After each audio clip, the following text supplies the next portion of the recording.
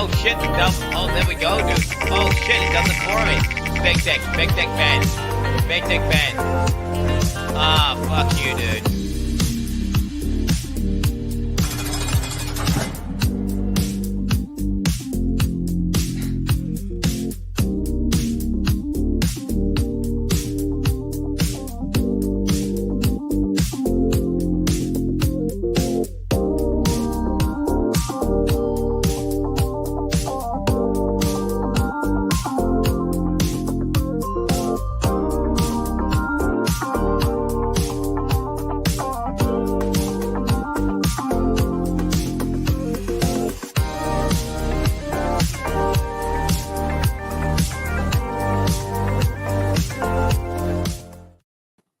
Hello everyone, and Hello. welcome to part 2 of the SEO journey.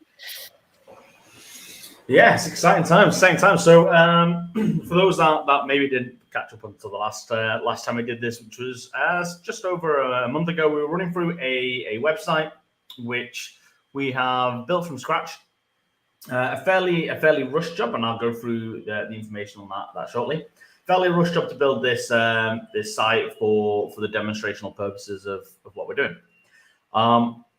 What we decided to do was to give a little bit more meat on the bones about what SEO looks like and how you can raise an SEO profile through just a series of generalized tasks and tools to allow you to achieve that. Each month, what our plan is to do is to go through our journey of the steps that we've done and give other people the tools to allow them to do the same thing. And we'll be tracking the progress of this site on what we've done from an SEO perspective. And then as we finalize those elements, we'll start to review what that looks like from an analytical perspective in terms of growth. Exactly.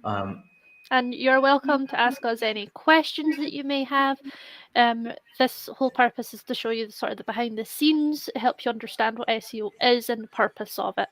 So if you're confused by maybe a terminology, you're not really sure why we're doing a certain thing, please feel free to ask in the comments and we shall explain the best we can. Yeah, pretty much exactly what Ellie said. What we're going through shortly, I'm going to start sharing the screen soon, and we'll start looking at the site, where it's at. We'll start looking at some information that we gathered over the last 30 days. Now, what we generally do with our clients when we work with them from an SEO part, we support them with building an SEO strategy. Now, there is countless tools, and I think we mentioned this on the last one and possibly some previous videos in regards to SEO. Yeah, we also have blog posts which are uploaded to give you hints and tips, introduce you to some tools, and some of our explanations about websites in general. Exactly. I mean, I was talking to a client very recently about SEO. That's just coming on board with some requirements for what they're looking at. Now, they said to me, I know SEO is really complex. We want to learn more. We want to get some more information on SEO to support us. Anything you can do. So we're going to be generating some reports for them to give them more information. We've already worked with a couple of our clients to move away from specifically doing the SEO, although we still offer that service, to more consultancy and supporting them to build their own SEO for their future growth. Now, what I said to the client, and I'll say it to everyone else that's listening today, is SEO isn't actually that complex. There is elements to it. There is research to be done. We'll go through a little bit of the tools and techniques that we utilize to support that journey. But actually, and sadly, the biggest part of SEO is time. All of the fixes that we'll be running through are not specifically complicated, but they are time consuming. Yes. There is a lot of elements in terms of things like citations, which we'll be talking about. There's elements including things like meta descriptions and titles and keyword research, all these things that can be done. Now, we sometimes support our clients by giving them a fair pack about some of the latest parts within their industry to help them support that growth. But actually, the biggest part of SEO is more of the time part of it, of putting that time in, the dedication in, but on a continuous basis. Ale already knows from a social media perspective, you don't create your social media account, you get all of your work done straight away, and then the first month you go all in, and then you just leave it and said, well, I did the month, it's ready now, and I don't touch it for the next 6 months. What happens when you do that, Ale? Everything just falls apart. You lose your traction, you lose interaction, you lose reach, and then you have to go right back to square one and start all over again. Exactly. Yeah, that's exactly it. And that's pretty much the same with pretty much all walks of life. If you were training for I don't know, being a football player for years of your life and then you just stopped, you're not going to be at the same caliber if you just stop and don't train it. And that's the same with SEO. Google wants to keep making sure it's got the latest and greatest content. There's other companies out there trying to do the exact same as what we're doing. There's other companies out there trying to do the exact same as what your websites are doing, is to try and gain that reach on Google. If you drop the ball, then you go further down in those rankings. Now, it isn't easy to get to the first page. Now, the client asked me very recently, how long is it going to be until I can get to the first page of Google? My response? No idea. I don't know. There is so many variables in play here. Firstly, we're talking about domain dominance. Okay. Now, if they're making a social media platform and they want to be ranked for the word social media platform, guess what? You're going to have to contend with all those big boys, your Facebooks, your Twitters, your Instagrams. It's not going to be an easy feat. So firstly, you need to understand what your business does and who your competitors are. Now, we do competitor research to help people, give them some kind of advantage. But do remember, a lot of the time, your competitors that are on that first page of Google didn't just happen by accident to get there. They're also utilizing specialists within SEO to gain that traction, or they've been at it such a long time, they have gained that domain authority over a length of time. It wasn't an overnight success, and SEO isn't an overnight success. The same as any other walk of life. There's elements to it. It's like winning the lottery. It can happen, and you can get that kind of probably similar to things like YouTube videos and everything else. You can get that kind of trend or just look where you've hit that right thing at the right time, and it grows exponentially out of control. But it's the rarity. It's not the norm. So you do need to work at SEO. Yeah, social media, it's similar in that respect, that it takes time. You're not guaranteed results, but with SEO it's kind of different, because yes, it takes time, but SEO gives you long-term results, whereas like an advert gives you short-term results. Gives you it maybe instantly in some cases not, but it doesn't give you a long-term result.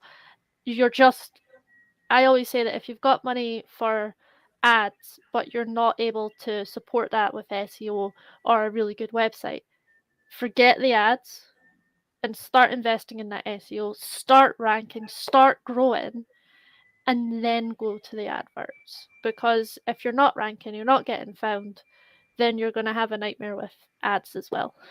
Yeah, pretty much. I mean, like I say, we can't guarantee any kind of time frame of when we're going to get to the first page of Google. If anyone is telling you otherwise, they're a liar. It's just there's no specific path to get there. There's so many factors of other agencies doing the same process. The only way you can guarantee that kind of success is through things like Google Ads. But it's false SEO. It's paid for SEO. You've not naturally got there. So yeah, I don't think there's any guarantees. I think there's always a growth of continually putting in the information, but we support our clients by giving them the consultancy and the advice to enable them to do that for the short term, but then hopefully they can continue with that advice in the long term and carry on doing it themselves, or they can hire someone internally, or they can utilize someone like ourselves to continue that process for them. And if you just don't want to bloody do it, we're here. Yeah, and I think that's the biggest part. We see that from the socials as well. Now, we do run socials for a fair chunk of our clients, and a lot of it isn't because they can't do it, because some of them can do it and they can do it really well. It's that they don't have the time to do it because they are there running their business. So if you have a flower shop and you're selling flowers all day, you want to be there dealing with the customers. You want to be there gaining more customers, going to corporate events and delivering those flowers or setting up precedences in elements of areas. You don't want to be posting like updating all your meta descriptions on your website. That's not your skill set. You might be good at it, but actually, is your time utilized better elsewhere than it is here? I was at an event very recently. I say recently, it was yesterday, so it was very, very recent. Very, very recent. So I was at an event yesterday, and one of the ladies there was talking about bookkeeping. So she's a business owner. She's getting bogged down with bookkeeping. It's taking too much time off her hands. It's a stress. It's a worry. She's not a fan of it. They do print, so they do newsletters and newspapers and other elements like that. But bookkeeping, doesn't like it. She spends hours a week going through bookkeeping to make sure it's up to date, everything else. Now, she spends around about 8 hours to 9 hours a month on bookkeeping. Now, I don't know what she charges for an hour. I don't know what income she gets in for those hours. But let's pretend she gets, say, £30 an hour or whatever. £30 an hour she's taking in for her time. Now, you convert those 8 hours into £30 an hour. That's what, £240? So can she get an accountant or a bookkeeper that just does those small elements for her? And it might cost £240. Generally, it costs less. Bookkeeping isn't always that expensive, depending on how much you're getting through. But we do someone else does our bookkeeping. It's £150 a month, and they do our bookkeeping. Yep. Would she make more money by someone else doing the bookkeeping? And additionally, would there be less stress in her life if someone else is doing that bookkeeping? We moved all of our payroll away from ourselves because I didn't want to do it. And I wasn't sure 100% if I'm doing it right because I'm not an accountant. I'm not a payroll specialist. Not your area of expertise. No. So I moved that out, concentrated on what I'm good at. And I've been happier because I'm not touching it, which is always nice. But I've been able to utilize that time for more important things. And if you're not wanting to do something like bookkeeping, a lot of the time it'll probably take longer because you just actually keep putting it off because you don't want to do it, or you stress when you are doing it and it takes longer. So, sometimes getting a specialist, it might seem like a worry because you're going to be paying more, but actually more often than not, you're probably saving yourself more time than you are doing anything else. Yeah. And you have to always consider as well, so say it's 8 hours that you're just dedicating to this task. Could you be utilizing those 8 hours to chase leads? Could you be utilizing those 8 hours to pitch for something? Could you be doing more work? Or could you have a break? Yeah, I was just about to add that one. I think it's important to also, take some time, whether it's a walk in the park, spend some time with friends, family, or whatever. It's good to make sure there's some distance between work and life. Yes. Anyway, we should get on to the website. So let's actually get cracking on, and we'll go through the actual website now. Let me firstly open up the website when I find it. There it is, and I will go for the lovely share button.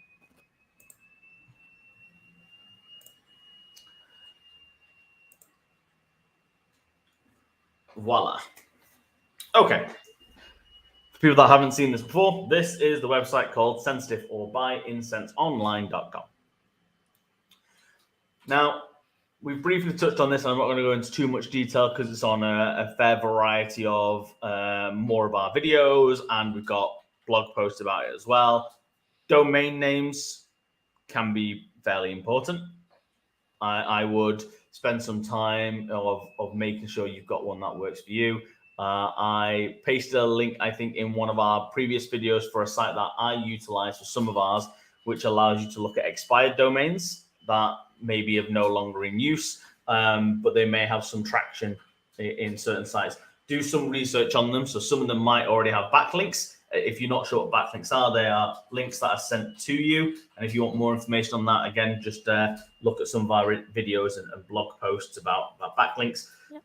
You can get some that have already got backlinks, which is great, but do vet some of those links first, because what you don't want to buy is one that's got 6,000 backlinks, but they're all for porn sites, or they're all for or they're not in your country. Exactly, or whatever else it is. Make sure you're cross-checking that first before you go through that process. But they are quite a good way to get some domains that have got a little bit of traction before you get started. Now, sensitive website.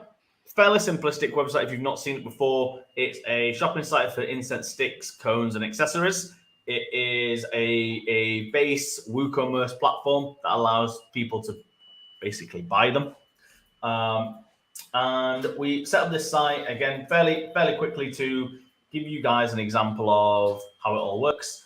This site is not a functional site, or at least not at the moment. There's potential to monetize it, even more so that I was looking at some analytics today, and there's been £500 left in baskets that no one's cashed out on because there's no cash out option, because it's not a real shop. But you can imagine we've only been looking at this for a month. We've barely even touched it yet, and I'll go through what we've done and what's still to do. But we're already having people find the website and try and purchase things and be unsuccessful because this checkout doesn't work. Make that checkout work, damn it. Well, I haven't got incense sticks to sell, but maybe I'll sort something out. I'll sort something out. Side hustle. We side hustle. We have got some elements that we've been working through, and some of it is things like the URL structure and pagination. So we've got here buy incense online, the category, incense burners, and if we'll open up one, Vampire's Kiss incense sticks, we've got the Vampire Kiss incense sticks. Now, by default, and I don't know why it's still a default, but by default, WordPress still uses IDs for pages. So ID 6, 7, that'll be something along the lines of this. This URL does not help you in any way, shape, or form. There's no credibility for it. There's no information on it. Putting the actual title in there does still support SEO because it's part of the search query. So when someone's searching on Google, what parts is it looking for? It's looking at the title of the website, the URL paths. It's looking at your meta descriptions. It's looking at content on your website. It's looking at images on your website. All these things are being pulled in to aggregate your data, your site, and make sure that when they're about to say, hey, user, here's the top 10 results, they are relevant results for what they're searching for. So all these things are actually really important. Even though they're kind of micro details, they are still really important to try and get right. Over here, we've got our descriptions. We've got some additional information. We've got just a basic add to basket button. Nothing more complex on this site. It's fairly simplistic in the way it runs and operates. You add stuff to a basket, it goes to a basket. We've got a blog system that we've been looking at. There's not a lot of content on there at the moment, which is what we'll be touching on very, very briefly.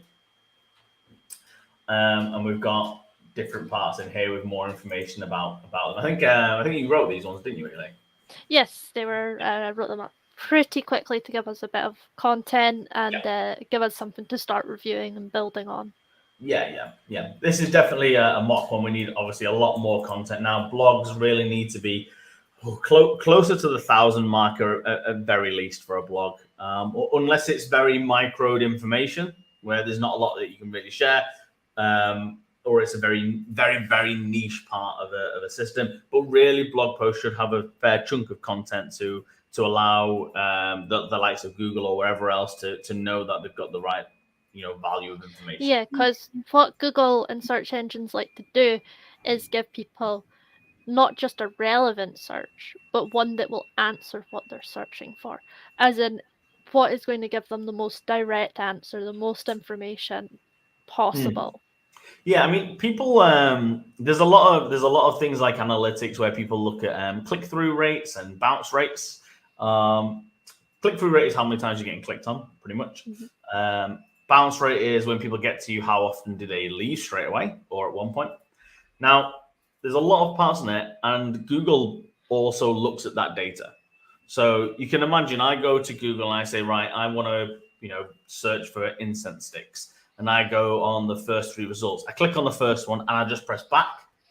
Google's flagging it and going, well, they searched for it, but they didn't find it useful. If hundreds of people are doing that, thousands of people are doing that, then actually maybe we've not done it right. This isn't a relevant search because no one's staying there when they search for it. So make sure that, just because you have content and it works on SEO, it doesn't mean it's always going to work on SEO. So make sure that it is relevant for the user that is visiting the site. Inherently, it's all well and good to get people to your site, but if there's nothing for them to be there to stay there, then what's the point? They're not going to buy anything. Yeah, and I guess a good way as well, if they do say it as a blog that they click on, it's really good to have like internal linking at the end of the blog. So going, did you find this useful? Why not check out this other blog or check out our products, and start linking back to start building that funnel, to start getting people to explore more. Yeah. There was also a recent update, wasn't there, with Google knocking off AI content. So I don't know if we've actually done a post to this. I know we haven't done a video. I'm not sure if we've done a post on it yet. Something we need to be looking at. I'll get back to you in a brief minute, Jeff. Yeah, not a problem. I'll answer that in a second. Is there a way? Sorry, I'm going back to the other one then. No, we're at AI and then we're going to Jeff. AI. So yes, basically. Now Google put out a statement a while ago in regards to AI, saying that if people are using them, then as far as they're concerned, it's cheating and they don't want it on their platform. They want to make sure that the content that's going on their platform is directly from the source, unique, and part of that business.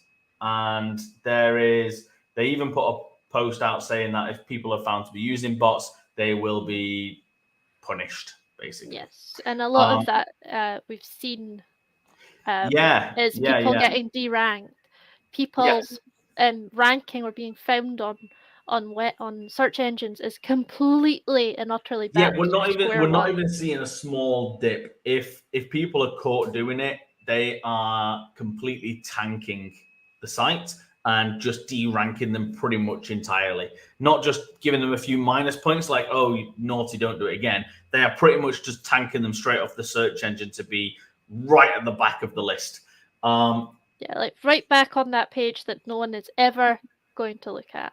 Yeah, and we're not even talking page 2. We're talking. Oh yeah, we're way back. We're talking back, yeah. Unless you still search for the name of the business, they might be there, but in terms of their keywords, it's really tanking, and it's a really worrying part because there are so many of these AI tools out there, and I won't go through naming them, but there is a lot of these tools out there, and they have, I guess, decent intent to allow people to update things at a fairly cheap price than paying things like copywriters, but it's not going to fly. Definitely not with Google now just saying no. They're just going to remove them. Now you might still rank on some of the other search engines, but the vast majority of people still utilize Google. So yes, I think people need to be a bit more wary of some of those parts. Now we're separately working on a tool, which we'll do a video on in the future. But we are working on a tool that helps supplement that support with no AI in any way, shape, or form. We've been very stringent that there's going to be no AI writing tools built into our system, and we're going to continue that path. Cool. So yeah. To Jeff's question, which is there a way to see what the bounces actually search? Yes, there is a couple of different ways to do this. The first one, and possibly one of the easiest ones, and I would suggest all companies, if you haven't done this, set it up, is to set up something called Google Search Console. Now, have we done I don't think we've done a video on Google Search Console. Not yet. Maybe something, if you can note that down, A-Lay, but something we could potentially look at a video on in the future. There's probably loads on YouTube, but we'll probably do a little bit one that's a little bit more direct on what we're talking about. Within Google Search Console, it will allow you to find what people have been searching for. It will also give you more information about where those searches came from geographically, and also what page they went to, and then finally how long they stayed. So you can do that within Google Search Console. And I think at one point, probably when we progress more with the Buy-in Sense online site, as we get past the SEO elements or the core SEO for the technical, and we start moving more into the next stages, we'll definitely be looking at some of those analytics. So do keep posted on those. There is also options, things like we utilize a service called Matomo. We've done a couple of videos on Matomo. Now, that one also has answers to bounce rates. It directly connects into the Google Search Console, but it'll also link into more of your analytics as well that Google Search Console doesn't allow. So there is information where you can get more about bounce rates. The Matomo stuff that we've done in the past, you can also see it supports helping things like heat maps and screen recordings to see what the user journeys look like. So if you know you've got a high bounce rate on a certain page, you could even look at a heat map track on it, and you can actually see where are they even looking on this site, or what's going on, and at what juncture of this page do they decide to leave.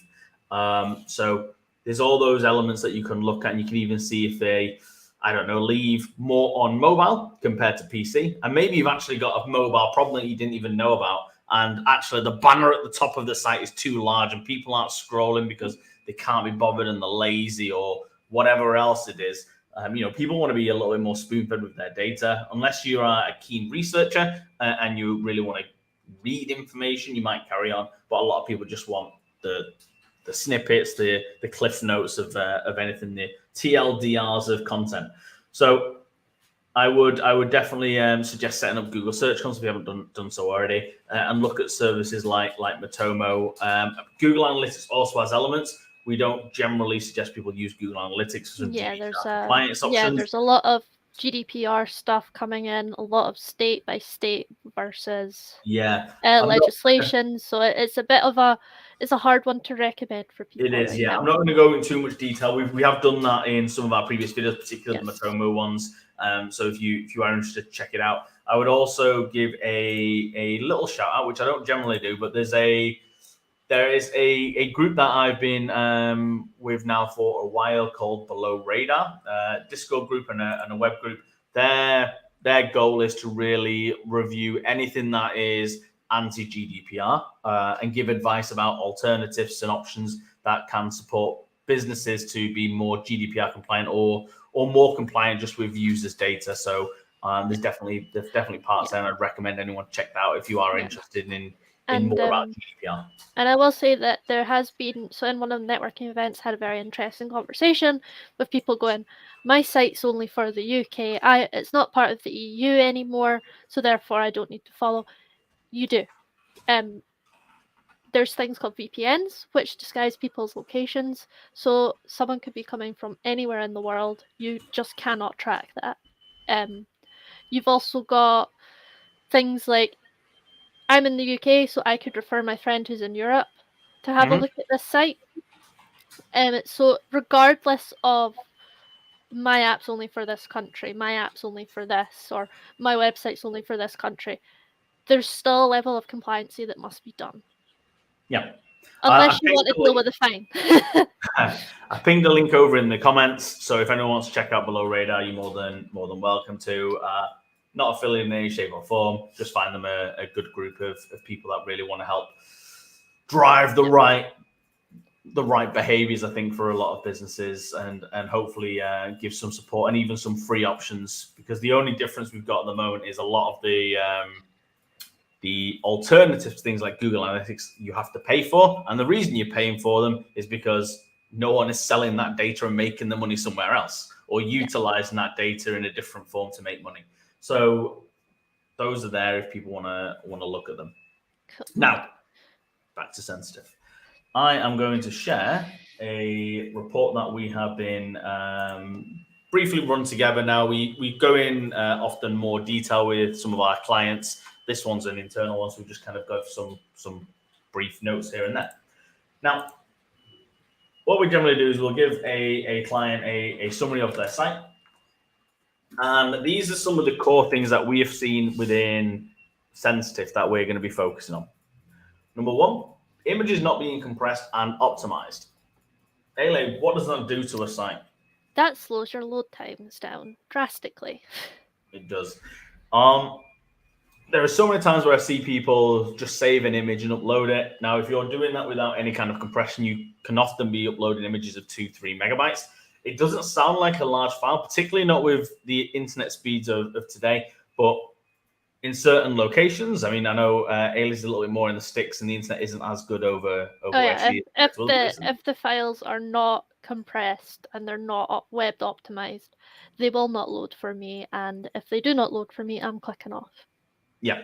So that is one part. On mobiles, particularly on the go with like 3G, 4G towers, it can also take an age to load websites. And you can imagine websites don't have just an image on a page. They'll have multiple on a page. So you have to download every single asset every time you go on the site. And you're not just downloading that, you're downloading all the text, the JavaScript, the CSS. You know, we don't want to overburden what that device or that framework is downloading. So make sure things that are optimized. There is plenty of tools online, whether you're using some key software that's really strong and allows that, whether you're using web-based tools like Tiny PNG or compressed JPEG or all those elements. There's so many tools to do that.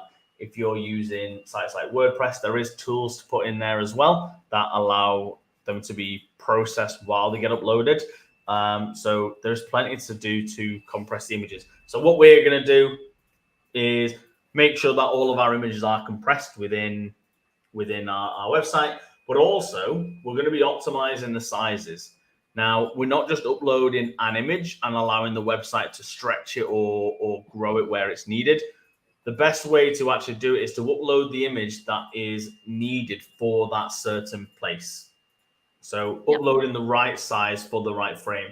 And the reason we do it that way is because as well as it reduces the file size generally if you're putting the right size on, the website isn't having to readjust sizing as well, which again is less processing power that the site has to do for a user. Anything we can do to speed it up, that's what this one is.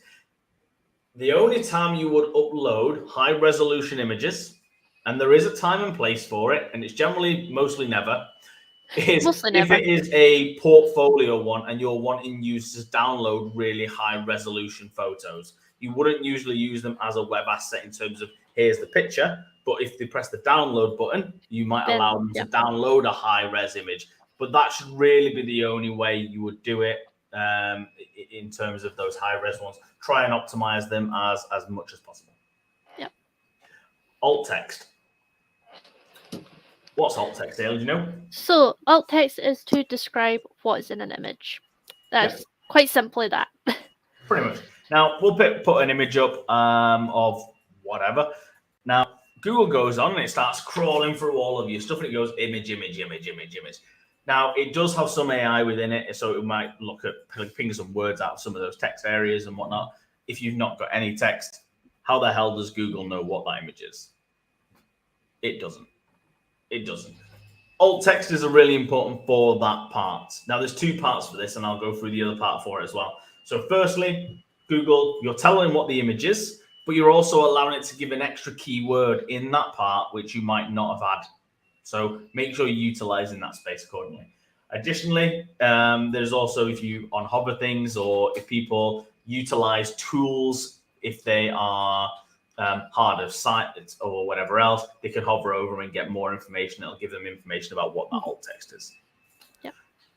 Broken links. Just from the name, it doesn't sound good. No. Okay. A broken Something's link broken, you want to fix it. Exactly, yeah. A broken link is a link on the site that, well, very simplistically doesn't work. It usually goes to an error page or the page no longer exists or whatever else. Now, there was some on sensitive, so we need to go through and rectify those. Usually it'd be things like old products, and there's a link to an old product that is no longer relevant. Then they need to be fixed. So broken links need to be rectified. Meta descriptions missing. Now, there's not a lot you need to do really now for I guess, meta. There used to be loads of meta keywords and on all these fun parts. Now, they were all kind of the past. Meta descriptions is really, you'll see it mostly on, if you go on to Google and you type something in, that little description that shows beneath the title, that part is usually comes from the meta description. It doesn't have to. Google can choose a different part, but generally speaking, it'll just choose the meta description. Yep. That part is pulled from Google and it's displayed. It's a first call to action for people to know what is on that site before they get onto it. So make sure it is punchy. but it is also searched through Google to make sure it is delivering the right content for the right user. Okay. There is limitations of how much text you want to put in them. You can't put in a biography. So, there's baselines of what you might want to put in there for it, but there is definitely parts you can do for the meta descriptions. Yep. I think what we try and make sure we give people for is with the meta descriptions, think about that page and what people are going there for, and make sure it's relevant. Now, if a meta description is on there, it will utilize the meta description, but there's also things like social descriptions as well. Yep. And we'll touch on those things like Open Graph and Twitter just slightly further down, but we'll come back to that. But do not have missing meta descriptions. One, it's a completely wasted opportunity for you to allow to give Google the information it needs. And two, it is also a part of a conversion tool where people can read it and find out, actually, yes, that is what I'm looking for. So do not forget your meta descriptions and make sure that they are in the right title. And if you want to break it down even further, it's your hook. How are you going to get people there? Yeah. And that very much leads on to the next one, which is pretty much the exact same, which is the meta title. That's the title that pops up on the top of the Google part, the blue text or whatever color that you see on your browsers. That's that part that pops up. And again, very similar to what Ayla said, you need to make sure that is either enticing enough to bring someone in, or is very, very clear about what information is going to be on that site for them to actually go onto the website. So those two, well, very simply, don't forget them and make sure they are relevant, and make sure they are able to bring more information to the user at a glance, so you can try and guarantee that they click on yours rather than someone else's. Duplicate content with no canonical links. It's a bit of a mouthful. Do you know what that one is? So duplicate pages are pages that are exact copies of each other. Mm-hmm. And the links, you'll need to explain that one to me a little bit. That's fine. Canonical links is basically if you do have two pages that are the exact same. Now, sometimes it happens. But if you do have pages that are pretty much the exact same, it doesn't have to be verbatim the same content, but 90% the same content. A canonical link tells Google, actually, this is the main site. This is the main page. And it kind of avoids the other one. It says, doesn't matter about that one, just go to this one. And it's a way of telling Google you're not just spaffing out extra pages just for fun. It's very specific about what's in there and how it works. So canonical links, fill them in. Make sure it's very clear about that part. Slow pages is pretty much a no-brainer. Don't make them slow. Yeah. So whether that is utilizing things like looking at plugins, whether it's the server speed that needs to be addressed, whether the images are too large and it doesn't load fast enough, all those parts need to be taken into consideration to speed up the site. Now, the sensitive site is fairly slow right now, so it's something that we need to look at. Mostly it's going to be the stuff that's above with the image booming, the images needing compression and other elements there. So those are things that we're fixing. Hopefully that is a byproduct and the slow pages fixes itself. If not, we need to look at what's next to fix those slow pages. And we'll take you guys through that journey and tell you what we've done to correct that. Pages that have a low word count. I think we just briefly talked about this before when we were talking about blog posts. If you have a page that's got 50 words, Google's not going to care. It's going to skip it. It's, as far as it's concerned, it's not valid content at this stage. There's not enough information for it to know what to do with it. Realistically, you probably need at least 250 to 300 words on a page. That's at a minimum. If you're doing things like blog posts, you need probably close to 1,000. It really depends on what the content is, but don't leave a page short on content. The only times you would do that is if it's like a contact page and it just says, please contact us, fill in this form. But if it's content you really need people to get to and read from, put the content text on there. Titles too long, probably back to the meta titles, but again, there's not enough you can fit on Google, so you can't put a whole sentence in there because it's not going to fit and no one's going to see it anyway.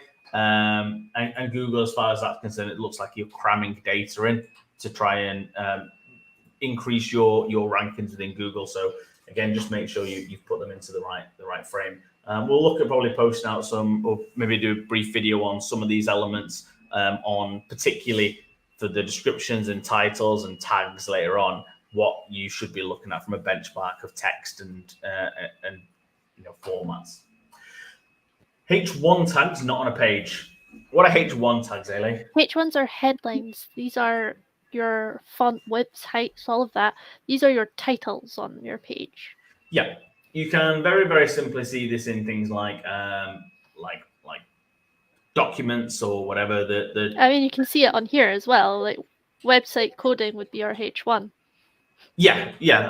H1 is the key title. There should only ever be one on a page because it is the main title for your whole page. You should never have 2 H1s or more on a page. Always one. Further down, you go all the way from H1 to H6. They do look slightly different, but it depends on how you design them. You can change all that stuff. They're there for the structure to tell Google or to tell users, these are the key headlines and these are part of that one. So if you have a H2 and you've got loads of H3s within it, it knows that those H3s are part of that one. It's kind of like a hierarchy system of headlines. So that's what you want to be looking at doing. One H1, make sure it's on every page, make sure it's very clear and it's to the point. And additionally have other H's to separate that data, and it tells Google and the users what the structure looks like on that site. More Google, because you can make them look the exact same if you want to, but you can tell Google that there's these separations. Open graph tags missing. What are open graph tags, Ailey? Are they not to do with, so like if someone shares something, it's like what shows up underneath the shared. So like for instance, if you put a link on Facebook, it'll come up with an image, a title, and description. That is exactly correct. So Open Graph is used by most of them now. So that'll be things like Facebook and pretty much all of them use it. Yes. So there's a slight annoyance of this, but yeah, most of them use Open Graphs, and there's loads of tags you can put in there. So you can give it a title, and it'll use a different title than your meta title. You can give it a description, and it'll use a different description for your meta description. You might even want to make sure they are different because there's different audiences on different platforms. So you might be able to change how it visually looks on things like Facebook compared to how they look on Twitter or whatever else. But Open Graphs, there is more options. You can even tell it what kind of content that you're sharing, all that kind of stuff, all through Open Graphs. Make sure you've got them on the site. We're going to be doing the same on Sensitive and make sure all those pages have got Open Graph tags. So if someone shares it, it's clear. You don't want to send it and it's just a link and it just says home. You want to make sure it's shared and it gives more information about what that site is, a picture, the focal picture, some data description to really emphasize that share. The only difference is Twitter tags. Now, Twitter does default to open tags sometimes, but they have their own structure because why not? Why not be different? So Twitter has loads of variations, probably more than Open Graph of different options that you can be done. But you can also put in like your own Twitter one, so it knows, which Twitter account owns that one as well. But Open Graphs and Twitter tags, make sure they're all in there. And then lastly, internal links non-existent. So we kind of talked about that when it came to the blog about having links that go back to internal pages of the website. Yeah. So internal links are really good because it creates more of that structure and hierarchy of where to get to things on the site. So if you're on a blog post and it has a link to a different blog post, then it picks them saying, actually, it might be relevant for that user. And it gives more of that kind of crawling information about where you could go and how it all links together. So have some more internal links on there. You're also, it's part of your call to action. So make sure you're sending people to different places anyway. So if they're reading blog posts, give them some other options for blog posts to keep them engaged. Give them a call to action to get in touch if they need to get in touch regarding that blog post. Give them a link in your blog post to one of the services you run to really emphasize that point. All those things can really support it, not just from a user perspective, but from a search engine perspective. Now, that is the core stuff that we've run through and we've found on the site from a coding perspective. Then we look at things like the domain profile. How does it actually look from a search engine's viewpoint? Now, by any sense, this is after we've done a lot of the fixing from the metadata. So we've got a fairly good health score. We've only got one more point we'll need to clear up. Yeah. We've got a really crap domain rating. It's out of 100, by the way. Yeah, we're very low down on there. Easy to get that up. referring domains. There is 10 unique websites that have a link towards Buy Incense Online. It's not very high. It's fairly low, and those would be things like, well, our website links to it. We've got maybe some social media pages that link to it or whatever else, but it's not very high, and it's things that we need to increase on. We have, oddly enough, got quite a lot of backlinks, 738 backlinks. So although only 10 domains are referring to us, on average, well, 73 pages on each website on average. Most of them actually come from 1 or 2 domains that I've already looked at. And we can see a little bit here now. Backlinks are really, really good. We spoke about this before. A backlink is other people saying, go to this website, go to this website. Now, not only is that a good referral direct for the customers if anyone's clicking on those links, but additionally, it tells Google these guys must know what they're talking about because other people are talking about them. However, what we spoke about in the past is although backlinks are good, they have to be relevant to what you're doing, or they have to make sense, or they do not help. Now, we've got here 740 backlinks. These are just 4 of those backlinks that I have snippeted here. So cheap potpourri, Scooby Snacks, Buy Spice Online, Incense Online, and the URLs go to a product of Mr. Happy Original, blogs, news, Scooby Snacks watermelon. Now, we don't sell any of those products. Not a single one of those links is a valid link. They all go to error pages. Additionally, on top of all that stuff, most of them are drugs. They are pseudo names for drugs, which again, the site does not sell in any way, shape, or form and doesn't want any affiliation to. We've got 740 backlinks, but most likely and highly likely, it is actually making the site worse than it is doing it better. Because Google's looking and going, nah, we're not sending people to that website. Yeah. These need to be rectified. So we can do things like disavow links, and we can do that in things like Google Search Console. And we can say, I don't want any reference to this company, and I do not endorse the links that are coming to us. And it tells Google saying, fair enough, we'll remove them. We know you don't want them, and they're nothing to do with you. Stay on top of this. Make sure you're doing it. There is a lot of scam and all these companies that have automated bots adding these onto your sites, and they're doing to keep on top of, because we can't control this really. I can't control what goes on another person's website. I can disavow them and tell Google, I don't want to know anything about this. This has nothing to do with me. Make sure you're doing that to make sure that Google knows and doesn't down rank you because of other people's actions or bots that are trying to defame or anything else of your business. Yeah. Backlinks are good, but make sure they are the right backlinks, because having loads of backlinks and they're all crap doesn't help in any way, shape, or form. If anything, just makes it worse. Yeah. So we're going to be going through the process of disavowing. We'll see these backlinks drop. By the time we're next here, we'll see our referring domains increase, and we'll talk about that very, very briefly soon. But we're going to get the right referring domains increasing. Okay. Yeah. Web pages. Now, these are a couple of the web pages that are doing fairly well on ours. We've got some keywords. What are the top keywords that people are searching for? What volume of people are we getting through, and what position? Now, we're over here. We are 30th in position for cheap incense online. That's not too bad. We're on page 3, 4 for buying cheap incense online.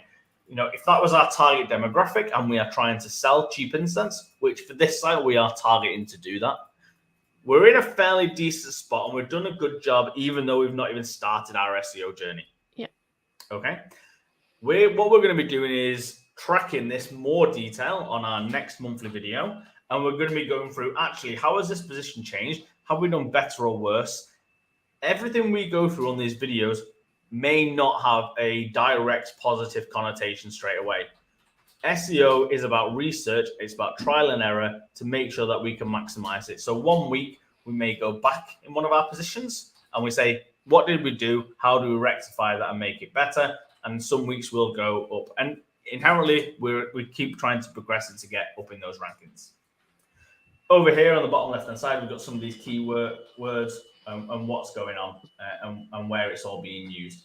Again, we'll be tracking those and seeing how we're in there. Now, the USA is not really our target market, as we've stated here. It should be in the UK. So we need to make sure that although we're being trended within the US on page 3, we are not in the UK.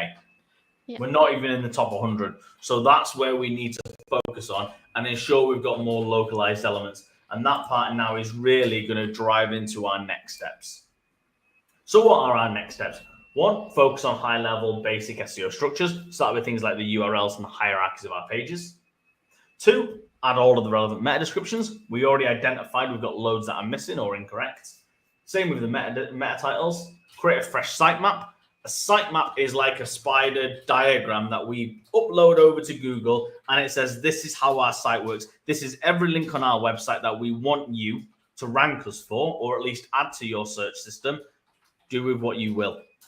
And that's what the sitemap is, and it's really important that those are uploaded, or Google's not going to find you.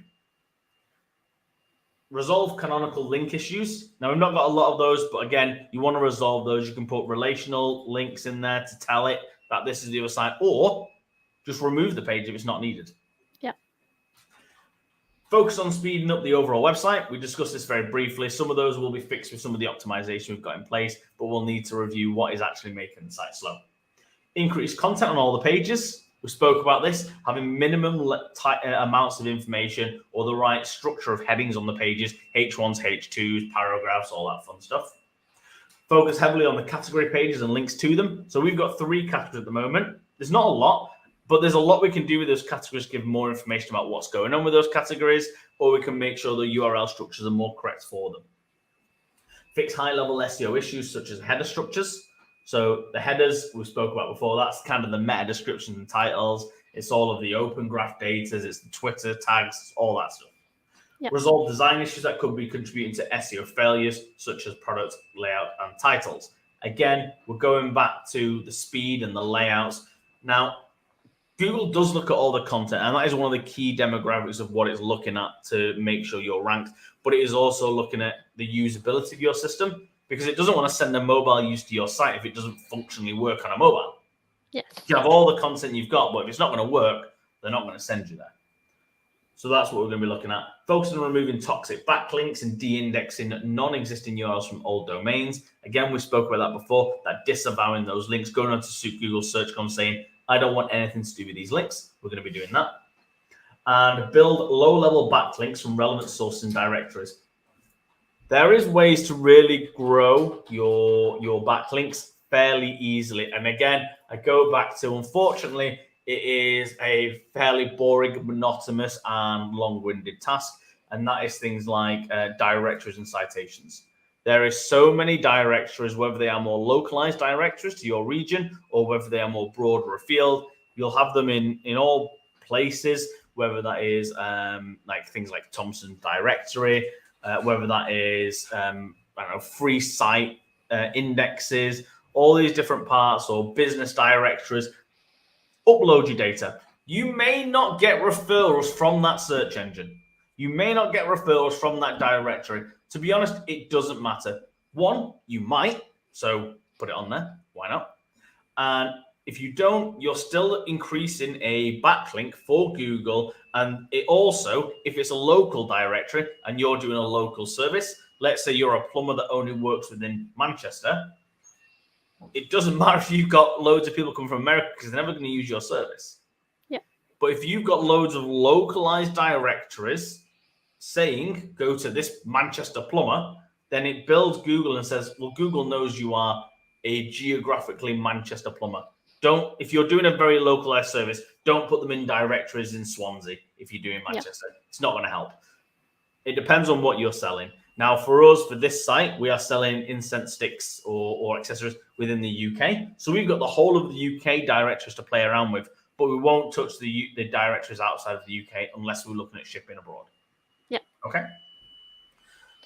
Those are really good. There's loads of free ones online, but they are a fairly boring task. We've got spreadsheets dedicated to this now, where we've got the site's title, the site's description, the links, the banner images, how long they've been in business for, all this information so we can quickly go through, but it's still like a 3-day task for one of our staff to run through for one website. There is so many of them to do, but it is something, if you wanted to do it for yourself, you can continuously chip away on and fill it in. But what we'll see for our next time is those backlinks being done. There's some contact details on the page at the moment if anyone wants to get in touch and find out more information. And this is also what we do, is support some of our businesses by giving them information about not just the content that we're doing from an SEO part. And we spoke about blogs as well. We've done some research on the incense sticks and accessories area. And these, we believe, are some blog posts in areas that we should be creating posts on to draw more people in. Now, these are being searched for. And we've got things like, what is the best way to burn incense? Should I open a window and burn incense? Some of them could be really, really easy FAQs. Yep. Most people search on Google. They don't search for the word incense sticks or cheap incense sticks. Sometimes they might, but a lot of the time they're searching for a question they need an answer to. Where can I get? They won't be looking up sensitive. They won't be looking up that at all, the brand name at all. They're going to be looking for cheap incense sticks or how to use an incense stick. And if they are looking for the name sensitive, they already know who you are. It doesn't matter. They'll find you. Yeah. You know, these are the like we get. I found that we've get some of the smaller businesses come to us going, oh, but I'm already found on Google, but what they're typing in is their exact name, and I'm like, well, yeah, you're going to get found for that, but people don't know who you are, so how are they going to find you? That is one thing to consider. Yeah, that's pretty much it, and that's where we put these things here, and it gives our clients more advice, or we also support with getting blogs written. But you know, how to pros of purifying crystals with incense, all those parts. People search for that stuff because they want the answers. Now, it's not directly a sale because that's not a sales page. That's an informative page. But if they go to your site for that information, guess what? They'll probably have a look around as well and go, oh, that's really helpful information. Actually, do they sell stuff to help purify crystals, for instance? Yeah, and how then much that's are they? also, what do they offer? Yeah, and that's also talking about internal links. So you could do like a product recommendation within the internal link of the blog. Yeah. I mean, that is a lot to go through in a day. We've covered a fairly broad area of the sensitive website. We have still much to do on this website to finish it off.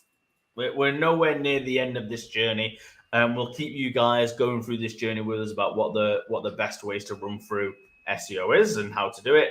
And we'll be going through the analytics a lot more over the course of the next couple of months to show our journey and how that's gone. Yeah.